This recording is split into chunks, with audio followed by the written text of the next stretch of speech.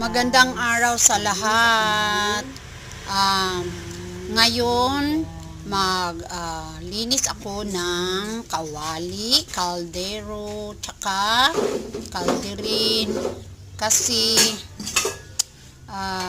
pag hindi natin linisin, baka naman mangingitim na ang mga puwit sa ating mga lutuan.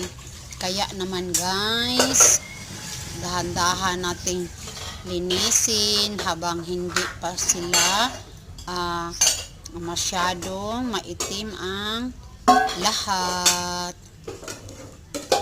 Maraming salamat sa pagsubaybay sa aking video. Paki-follow, like, share, and comment, and subscribe. Thank you.